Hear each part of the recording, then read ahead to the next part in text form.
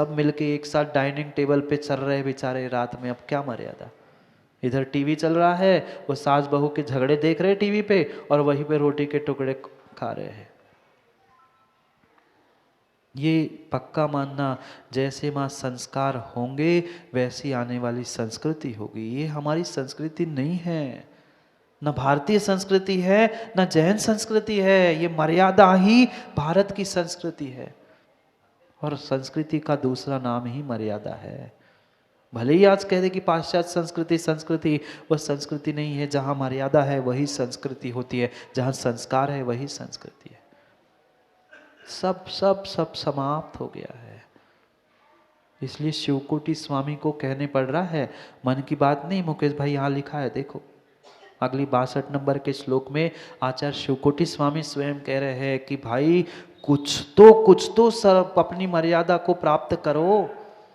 और अगर हमारे पास मर्यादा नहीं है तो ये पक्का मान लेना, आज तो हम अमर्यादित होकर पाप कार्य कर रहे हैं, कल पुनः तुम्हें जब दुख मिलेंगे, कष्ट मिलेंगे, लोग तुम्हारा अपमान करेंगे, तब किसी से मोहित कहने मत आना कि अरे हमारे से तो ऐसे ही कहते हर कोई।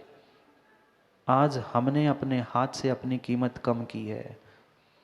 स्वयं को अपनी कीमत, अपनी मर्यादा, अपना सम्मान रखने की आवश्यकता है। सम्मान की भूख मत रखो, पर कम से कम मर्यादित तो रहो। एक एक क्रिया में मर्यादा की आवश्यकता है। देव शास्त्र गुरु इनके सन्निधि को प्राप्त करते हुए तो विशेष मां मर्यादा की आवश्यकता है। कितनी मर्यादा है। अगर हम अनावश्यक रूप से दे बातें, मुंह ही नहीं बंद हो रहा है। देव शास्त्र गुरु का कुछ घाटा नहीं है, गुरु का कुछ घाटा नहीं है। अगर वह घाटा किसी का है तो वह तुम्हारा है। लोग यही कहेंगे, अरे यार कितनी चबर चबर करते, थोड़ी तो शांत बैठा करो, पर नहीं बैठ सकते। और जब तक ये मर्यादा जीवन में नहीं आएगी, तब तक जीवन में सम्मान और पूज्यता को व्यक्ति प्राप्त नहीं हो सकता। स्वयं के हाथ में है, अपनी मर्यादा में किस प्रकार से बना के रखूं। अगर मर्यादा नहीं है मेरे पास तो काम नहीं है। पढ़ते हैं श्लोक में आचार्य भगवान क्या कह रहे हैं 62 नंबर के श्लोक में। कितने बड़े ज्ञानी बन लेना, कितने बड़े तपस्वी बन लेना, अगर मर्यादा नहीं है मोहित तो कोई भी काम नहीं है। पढ़ो 62 नंबर के श्लोक में कहा है, स्वकीया परकीया वा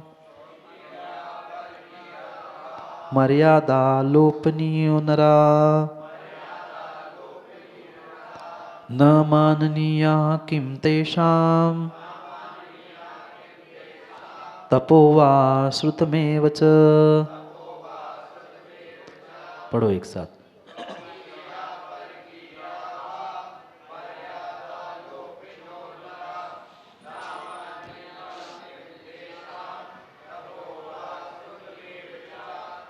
स्वकीया परकीया वा, मात्र अपनी नहीं, तुम्हें दूसरों की भी मर्यादा का ध्यान रखना होगा।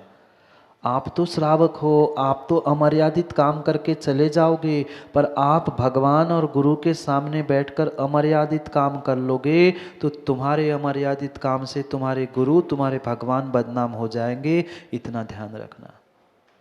ऐसी भक्ति, ऐसा विवेक, इतना विवेक रखने की आवश्यकता है कि मेरा एक गलत कदम, मेरा एक गलत निर्णय मेरे साथ मेरे गुरु, मेरे भगवान और मेरी जिनवाणी, मेरे धर्म को बदनाम करने वाला तो नहीं हो। व्यक्ति नहीं सोच पाता। तीव्र जब कषाय का उद्रेक आता है, तीव्र उदय आता है, तो विवेक ही भूल जाता है कि मैं देवशास्त्र गुरु के स्थान में बैठा हूं और मेरी उनसे पहचान है और उनसे मेरी पहचान है। क्योंकि न धर्मो धार्मिक विना धर्मात्मा के अभाव में, सुमन पंडित जी, धर्म नहीं है। धर्मात्मा की मर्यादा नहीं है तो धर्म की मर्यादा नहीं है। धर्मात्मा की मर्यादा नहीं है तो देवशास्त्र गुरु की मर्यादा नहीं। भूल जाता है व्यक्ति। आपस के मात्र और मात्र मान कसाय के पीछे, स्वयं के संघर्ष के पीछे व्यक्ति सब भूल जाके उस धर्म को भी आजकल व्हाट्सएप, टीवी, दुनिया भर के जो सोशल मीडिया में वह घुमाया जा रहा है, वह परिपूर्ण रूप से हम अपनी मर्यादा भूल रहे हैं, जिसके कारण से धर्म की मर्यादा नष्ट हो रही। किसको रखनी थी मर्यादा?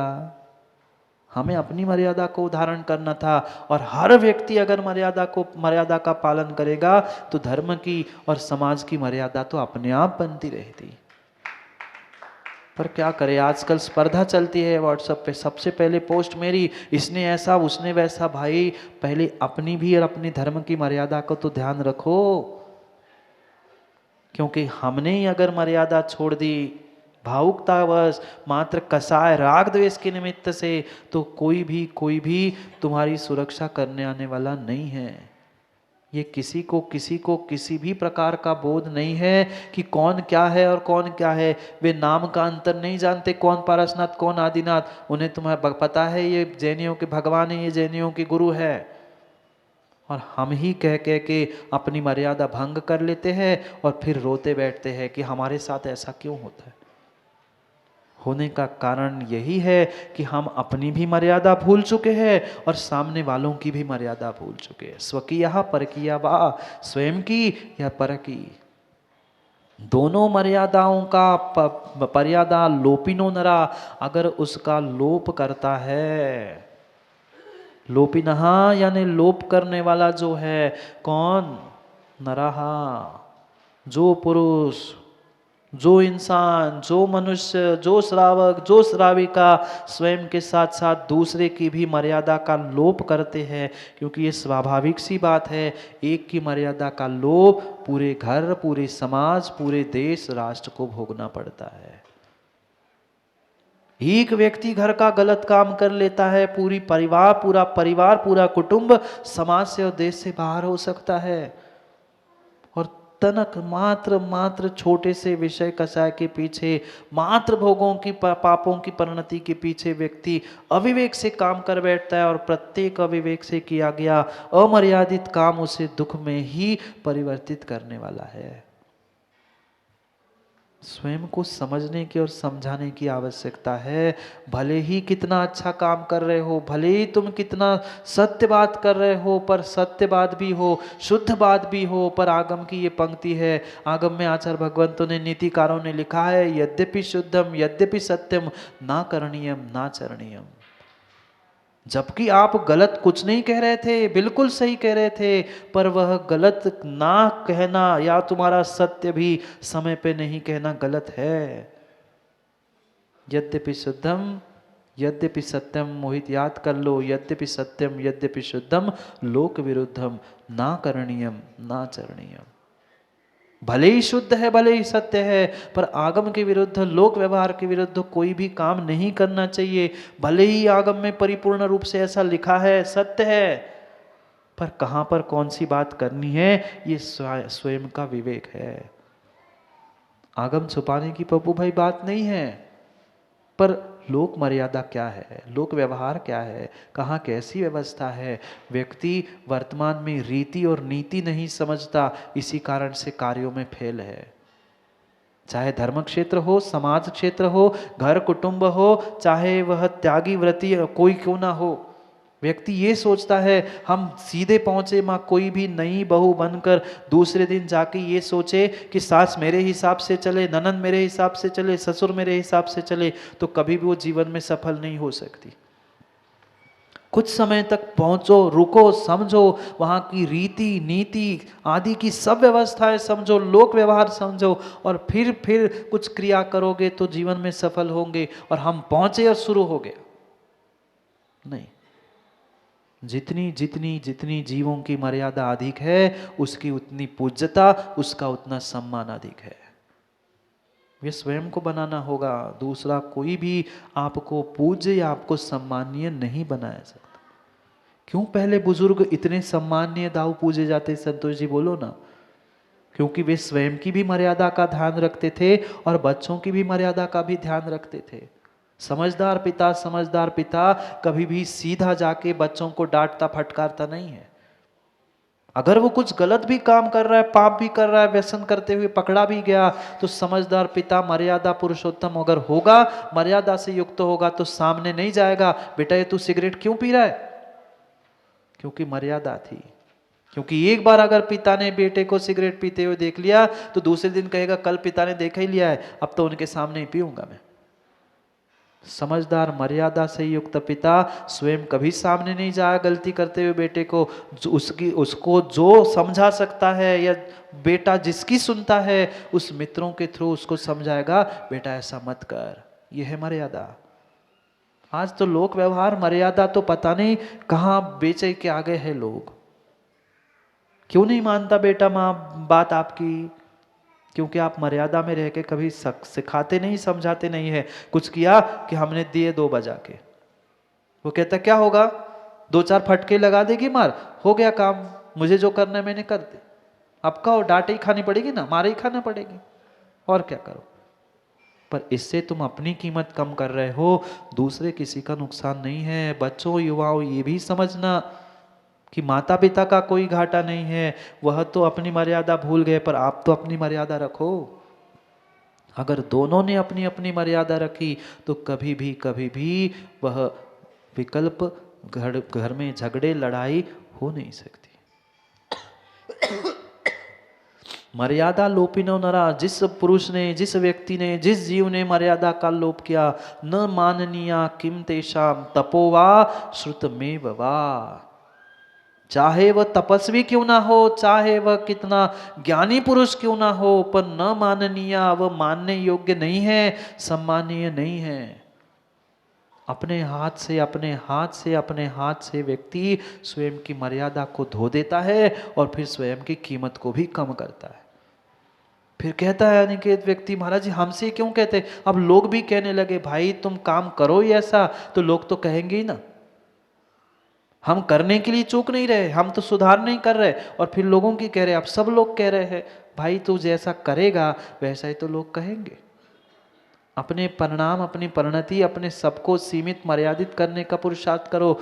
दूसरा कोई भी तुम्हें सुधारने की शक्ति नहीं रख सकता। सुधार करना है तो मर्यादा का पालन करना होगा, स्वयं की भी और दूसरों की भी। आप छोटे हैं तो बुजुर्गों की मर्यादा करो, बुजुर्ग हो तो छोटों की मर्यादा करो, तो ही जीवन, घर, परिवार सुख से चल सकता है, फिर नहीं चल सकता। फिर बंगेला घर परिवार चलाने के लिए लोक व्यवहार की आवश्यकता है, मोक्ष जाने के लिए भी उतनी ही लोक व्यवहार की आवश्यकता है। इतना लोक व्यवहार का व्याख्यान आचार्य भगवंतों ने शावकाचार, मूलाचार जैसे अनेक ग्रंथों में लिख के रखा है। उस प्रत्येक लोक व्यवहार का भी अगर पालन होता रहेगा तो शायद वे जितने विकल्प वर्तमान में दिखाई दे रहे हैं वह किसी प्रकार से घर परिवार हो, समाज हो, चाहे बड़े बड़े संघ क्यों ना हो, ये नहीं विकल्प देखने मिलेंगे। सबने अपनी मर्यादा, सबने अपना लोक व्यवहार छोड़ दिया है। प्रत्येक की लोक व्यवहार की मर्यादा की व्याख्या आगम में लिखी आचार्य भगवंतों ने। साधु परस्पर मिलेगा तो उसको एक दूसरे के लिए नमोस्तु प्रति नमोस्तु करने का विधान है, साधु एक दूसरे को आशीर्वाद नहीं दे सकता। ये आगम की मर्यादा है, लोक मर्यादा, ये लोक व्यवहार है। भले ही शुद्ध है, भले ही सत्य है, पर कभी भी लोक व्यवहार और लोक मर्यादा के विरुद्ध कोई भी कार्य नहीं करना चाहिए। करोगे तो जीवन में कभी सफल नहीं होंगे, नहीं होंगे। इसलिए इस श्रुतमान हो चाहे तपस्वी हो, वह सुमन पंडित जी पढ़ लिया, तपोवा श्रुतमेव वा। भले ही थोड़ा सा वहां व्याकरण की गलती है, उस श्लोक में थोड़ी सी व्याकरण की गलती है, पर विषय को समझना, चाहे श्रुतवान हो, ज्ञानवान हो, कोई क्यों ना हो, उसकी कोई भी कीमत नहीं है अगर वह मर्यादित बोलता नहीं है, मर्यादित चलता नहीं है, मर्यादित खाता पीता नहीं है, मर्यादित कार्य नहीं करता है, तो उसकी कोई भी समाज में, घर में, संघ में कोई भी कीमत नहीं है। सबसे बड़ी कीमती वस्तु कोई है संसार में तो वो है मर्यादा। जब तक बहु मर्यादित थी, पल्लू में घूंघट में थी, तब तक पैसे देके चेहरा देखने गए थे, और जैसे उसने मर्यादा छोड़ दी वह कोई उनके घर के तरफ ढूंकना भी पसंद नहीं करता। ऐसा ही है, अगर आप श्रावक भी हो, साधु भी हो, तो भी शिवकोटि स्वामी कह रहे हैं कि तुम अपनी मर्यादा का पालन करो, तो ही तुम अपने आप में अपने जीवन को सफल बनाने के लिए कुछ निमित्त या कार्यकारी उपाय प्राप्त कर सकते हो, अन्यथा कोई नहीं, कोई नहीं कर सकता। समय हो गया, समय हो गया। घड़ी नहीं दिखती क्या? घड़ी भी है? समय हो गया है मंत्री जी, क्या करें? देखते देखते पता ही नहीं चला कब शुरू हुआ था और कब समाप्त होने वाला है। बस अब 4 और 5 कुछ श्लोक बचे हैं, समझो और सोच से स्वीकार करो, क्योंकि सबसे सबसे सबसे बड़ी सियान भाई जीवन की अगर कोई कसौटी है, जिस व्यक्ति ने अपनी मर्यादा की कसौटी में जीवन को परख लिया है, जीवन को कस लिया है, वह भले ही ज्ञान में कम हो, तपस्या में कम हो, बाकी सब कुछ स्वीकार है, पर मर्यादा चाहिए। कब, कहाँ, क्या, किस समय पर कहना, बोलना, खाना, पीना, उठना, प्रत्येक क्रिया में श्रावक के लिए मर्यादा आवश्यक है, मात्र श्रावक नहीं। रे साधु, मैं अपने आप को कह रहा हूं, हे साधु, तुम्हारी अगर पूज्यता तू चाहता है, सम्मान अगर चाहता है, सब एक से है, सबके व्रत एक से है, पर जितनी तुम्हारी मर्यादा अधिक, तुम्हारी पूज्यता उतनी अधिक। एक श्रावक तो मर्यादा पुरुषोत्तम बन गया, और क्या आप नहीं बन सकते? सोचना, कल करेंगे उस जीव की मर्यादा की भी बात, जिसने अपने व्रतों को धारण करते हुए अंतिम पड़ाव तक पहुंचने का प्रयास किया। क्योंकि कुछ लोग आज धनतेरस बना रहे हैं, कुछ कल मनाएंगे, तो दोनों इकट्ठी है, तो अपन तेरस को कल समझेंगे कि वास्तव में धन है, कि कितना धन कैसा कमाना है, वो भी कल समझेंगे। हाँ, कल आचार्य भगवान समझाने वाले, जिनको धन चाहिए ना, आ जाना धन प्राप्त करने के लिए। दुकान बंद करके आएंगे सब लोग, पर धन सच्चा यही मिलेगा। वहाँ का तो धन संजय भाई आज है और कल नहीं है। इसलिए पर उस धन को प्राप्त करने के लिए जो जीवन का धन है, उस धन की पहले मर्यादा बताई, और फिर कल उस धन की रक्षा और धन की प्राप्ति के उपायों को आचार्य भगवान समझाएंगे, करेंगे उसकी भी चर्चा कल पुनः समय पर मर्यादा है मोहित तो जीवन है, नहीं तो जीवन की कीमत नहीं है। इसलिए मर्यादा के पालन के साथ मुझे भी समय की मर्यादा का ध्यान रखना है ना, क्योंकि मैं ही कहता रहूँगा मंत्री जी तो काम नहीं बनेगा, इसलिए मुझे भी करना होगा। इसलिए समय की मर्यादा को समझते हुए पुनः समय को समय पर समझने के लिए कल समय पे मिलते हैं, क्योंकि समय पे किया गया काम समय को दिलाता है। बोली भगवान महावीर स्वामी की।